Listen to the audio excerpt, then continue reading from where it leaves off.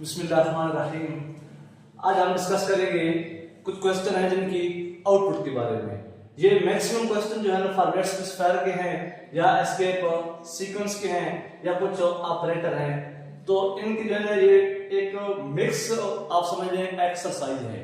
जब आप ये तमाम क्वेश्चन कर लेंगे आपके बेसिक कंसेप्ट क्लियर हो जाएंगे।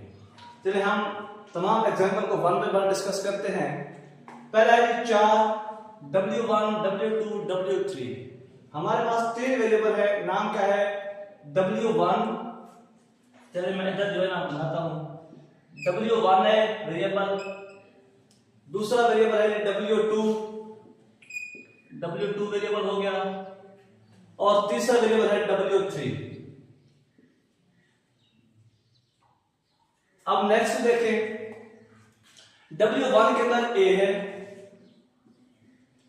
W2 के अंदर B है और W3 के अंदर C है।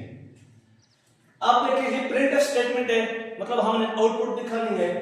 अब देखिए ये %C है, ये जो %C है ये फॉर्मेट स्पेसिफायर है कैरेक्टर का, और चूंकि हमारे पास डेटा टाइप भी 4 थी, वो भी कैरेक्टर की थी, तो %C में क्या होगा, जो ये वेरिएबल है पहले W1, इसके अंदर जो कैरेक्टर पड़ा है वो प्रिंट हो जाएगा। W1 में जाएंगे, यहां पे क्या A है तो A प्रिंट हो जाएगा। फिर आगे %C है, यानी ये दूसरा फॉर्मेट स्पेसिफायर है और ये भी कैरेक्टर का है, तो इसमें W2 की वैल्यू कॉपी हो जाएगी। W2 में क्या पड़ा है B, तो इसमें B आ जाएगा।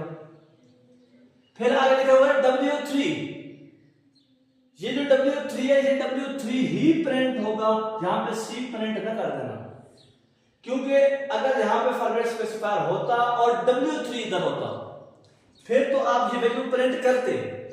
चूंकि ये लिखा हुआ W3 है तो ये ऐसे कॉपी हो जाएगा, यानी ये डबल कोट के अंदर लिखा हुआ है W3, तो ये एक स्ट्रिंग के तौर पे बात करेगा और W3 ऐसे प्रिंट हो जाएगा।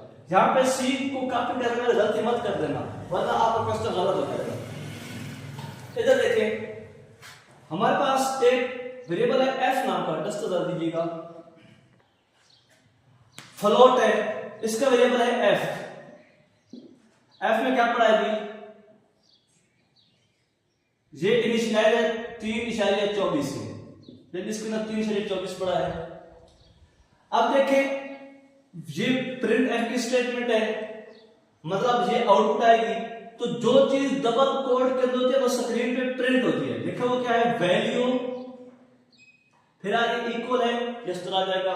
ये फॉर्मेट स्पेसिफायर लगा हुआ है %F है, तो जो वैल्यू F में पड़ी है वो कॉपी हो जाएगी। F में क्या पड़ेगी 3.24 आ जाएगा, लेकिन इसके साथ 4 0 और आ जाएंगे। अब आप सोच रहे होंगे कि इसके अंदर 3.24 है, यानी 24 है, ये 4 0 एक्स्ट्रा क्यों आ गई है। जो फ्लोट होता है उसका जो फॉर्मेट स्पेसिफायर है वो बाय डिफॉल्ट इशारे के बाद 6 डिजिट लगाता है। अगर आप उसकी जो है ना तादाद को मेंशन नहीं करेंगे कि इशारे के बाद कितने डिजिट होने चाहिए, तो वो बाय डिफॉल्ट 6 लगा देगा। तो 24 ये हो गए और 4 ये हो गए, तो टोटल 6 डिजिट शो हो रहे हैं इशारे के बाद। अब इसको देखें, ये हमारे पास फिर एंड का वेरिएबल है A, इसमें पड़ा है 21।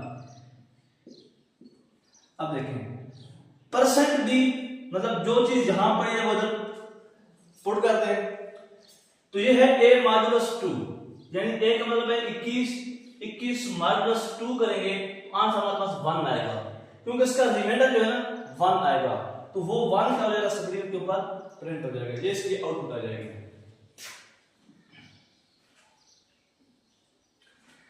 इसको देखिए, ये क्वेश्चन इंपॉर्टेंट है, बेसिक कंसेप्ट आपके यहीं से क्लियर होंगे। हमारे पास 3 वेरिएबल है N A B, तो हम भी 3 वेरिएबल बना लेते हैं, एक N नाम का, दूसरा A नाम का और तीसरा B नाम का। N के अंदर पड़ा है 400। अब जो A है ना, यहां पे कोई वैल्यू नहीं है फिलहाल, अब N की वैल्यू यहीं से आएगी, N मॉडुलस 100। क्या मतलब है, यानी 100 n का मतलब है 400, जो इसमें वैल्यू मिली है 400 मॉड्यूलस 100। अगर इसको हल करें इसका रिमाइंडर 0 आएगा, तो वो 0 किसको मिल जाएगा, a को मिल जाएगा, मतलब a के अंदर 0 चला जाएगा। यानी हमने क्या किया, n मॉड्यूलस 100 था, n की वैल्यू है 400, यानी 400 मॉड्यूलस 100। मॉड्यूलस ऑपरेटर हमेशा रिमाइंडर बताता है, अगर हम 400 के ऊपर 100 को डिवाइड करें तो रिमाइंडर 0 आता है, इसलिए इसमें 0 आ जाएगा। फिर b को देखें, b में है n डिवाइडेड बाय 10, यानी n में क्या पड़ा है, 400 पड़ा है, अब हमें डिवाइड करना है 10 के साथ, ये 0 0 कैंसिल हो जाएगा, 40 बच जाएगा, तो b में आ जाएगा 40। हमारी ये स्टेटमेंट भी चल गई, ये स्टेटमेंट भी चल गई और ये भी चल गई। अब नेक्स्ट है जी ये स्टेटमेंट n मॉड्यूलस 10, n में क्या पड़ा है 400, मॉड्यूलस करेंगे 10 के साथ तो रिमाइंडर 0 आएगा, तो अब n की वैल्यू अपडेट होकर 0 हो जाएगी। अब हमें आउटपुट दिखाएंगे printf a। अब a में क्या पड़ा है, a में 0 पड़ी है। फिर printf, आप नई स्टेटमेंट में चले जाना, नई लाइन पे, क्योंकि यहां पे एस्केप सीक्वेंस /n यूज नहीं हुआ, इसका मतलब है आंसर आगे इधर ही आएगा, कर्सर यहां पे प्लेन कर रहा है। फिर %d b है, b में क्या पड़ा है जी, b में पड़ा है 40, यानी इधर 40 आ जाएगा। फिर ये printf वाली तीसरी स्टेटमेंट चलेगी, इसमें पड़ा है मॉड्यूलस d जो है ना, इसके अंदर n पड़ा है, अब n पड़ा है 0, तो ये आपकी आउटपुट आ जाएगी।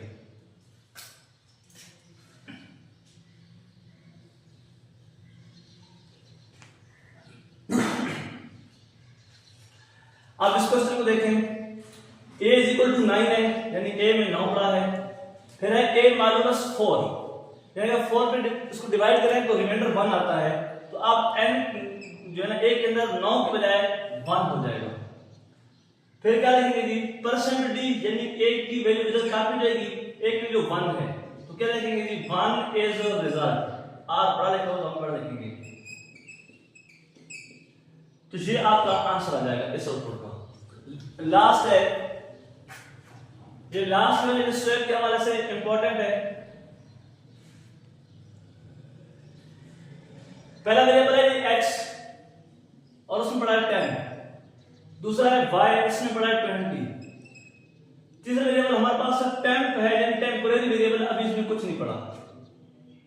अब क्या किया, उसने कहा जो टेम्प क्या है उसमें x वाली वैल्यू डाल दो, यानी x इसमें कॉपी हो जाए।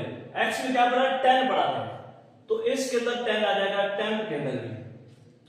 फिर क्या किया जी, आप जो चीज y में पड़ी है उसको x में डाल दो, y में पड़ा था 20, तो 20 क्या करो, x में डाल दो। फिर y के अंदर टेम्प डाल दो, यानी जो वैल्यू y में पड़ी है, टेम्प में पड़ी है, वो y में डाल दो। टेम्प में 10 पड़ा था, तो ये y में आ जाएगी।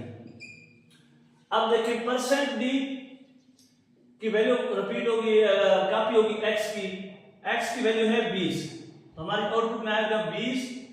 फिर अगर /t लगा हुआ है, यानी टैब मतलब 8 कैरेक्टर की जगह छोड़ के नेक्स्ट जाएगा, तो क्या आ जाएगा जी, यानी 8 कैरेक्टर की जगह छोड़ेंगे, y की वैल्यू फिर वो कॉपी करेगा 10। नई लाइन पे नहीं जाएगा क्योंकि /n नहीं लगा हुआ, /t लगा हुआ था, हमने 8 कैरेक्टर की जगह छोड़ दिए, उसके बाद 10 लिखा है। तो ये आउटपुट थी बेसिक जो है ना, हमने हमारे जो ऑपरेटर थे, एस्केप सीक्वेंस थे और फॉर्मेट स्पेसिफायर की फील्ड विड्थ थी, उसके बारे में हमने डिस्कस किया है। मिलते हैं नेक्स्ट वीडियो में।